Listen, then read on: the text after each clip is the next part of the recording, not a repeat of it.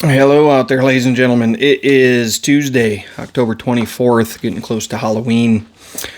I wanted to jump onto a video. Might be a little all over the place, but so is the world.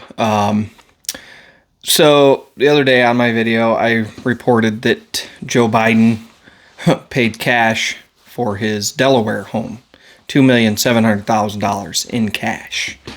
Well, it's just been discovered that his beach house that he owns, he paid $3 million in cash, liquid money, for it. At a time when interest rates back then, when he was just getting out as the vice president, were 2% interest rates. And he paid $3 million in cash for this house. You'll see several videos out there of Biden telling everybody that he didn't feel it was right to take money when he was in Congress, and that he was, the brokest congressman. That's interesting. If you're the brokest congressman and you've been in Congress for 40 some years, but you can lay out $2,700,000 for a Delaware house, you can lay out $3 million in cash for a beach house, own several mansions. I don't know how that's possible. Well, they just found out that his brother, James Biden, all of these businesses and LLCs, one was AmeriCorps, which was in the health industry, which was a failed business, gave Joe Biden several loans. And this last one that they just found was a, check for $200,000. That is, unheard of when stuff like that happens. Like if that was to happen to you and me, and we were to go to the bank and request that we get $1,000 or $5,000 out of the bank, we have to fill out paperwork. They want to know where the money's going, what you're using it for. In some instances, you have to fill out tax forms on money you take out of the bank. But this guy, these people can just move hundreds of thousands of dollars, pay cash. Who has $3 million in cash? Even if you're rich. If you're Donald Trump, do you just have $3 million in cash to go buy a house or to go buy a beach house? I don't think that that's normal. Maybe Elon Musk can jump on here and tell us he's worth $290 billion. Does he just keep $3 million in cash on hand, even though he's a billionaire, just so that way he can buy a beach house or a Delaware house? I don't know. That's not something that I would even fathom as a person, even if I was rich, to have $3 million in cash on hand. The other thing is, during the Iraq-Afghanistan war, Joe Biden's brother, James Biden, was hired as a contractor to go over there and do some work for the federal government. They paid him $1.2 billion in contracts that he got as a contractor. Well, he's not a contractor and never has been and never will be a contractor. So what were those contracts for, and what did he build? Where was he building? No one knows. No one knows. We do know that over the course of 20 years, $46 trillion was spent in the Iraq-Afghanistan war. $46 trillion. If you look it up in the world right now, liquid money that you can actually have in your hand in cash, there's only $40 trillion in the world. And the United States spent $46 trillion for a war that lasted 20 years. Right now, we've got another war that's popping up with Israel and Iran and Hamas, and everybody's getting involved.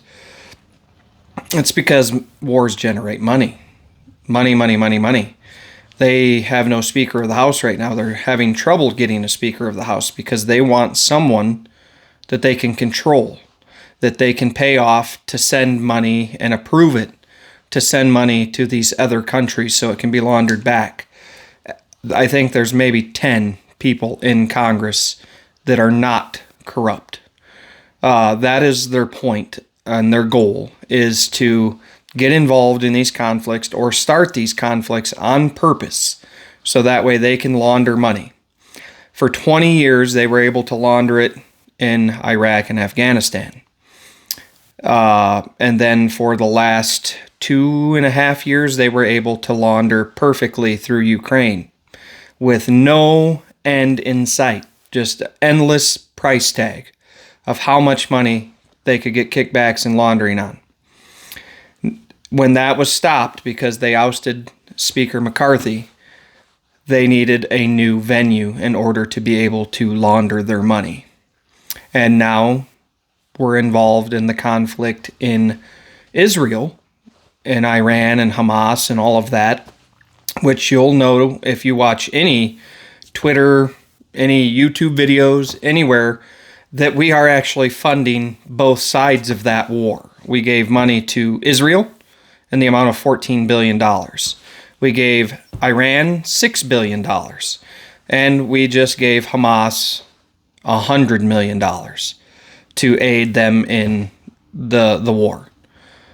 Most of the weapons that are being used in Hamas, Israel, Iran, either came from Afghanistan at the botched debauchery when we left, $80-some billion worth of equipment left there. A lot of the weapons have came from Ukraine that we've give to them. So it's literally an endless sea of laundering and spending our tax dollars day in and day out every day. And right now, they're having trouble getting a Speaker of the House, like I said, because they want someone that's going to continue that laundering program. They have mansions and rich lifestyles that depend on me and you paying our taxes so that way they can get that money through kickbacks and laundering. If they don't get it, their very livelihood is in jeopardy. So they're clawing, tugging at the ropes, whatever they have to do to get a speaker in there that will conform and follow the agenda that they have in place. That's no good. It's a no-go. All of Congress is pretty much corrupt, except for like 10 people. Like I said, 10 people, maybe. Those ones might be corrupt too. Because money and corruption and power is a horrible thing. And even if you get someone in as a speaker that is a great person and wants to do the will of the people, it's really hard when the world is the way it is to have someone come and offer you $100 million to do what they want you to do because they want you to launder for them.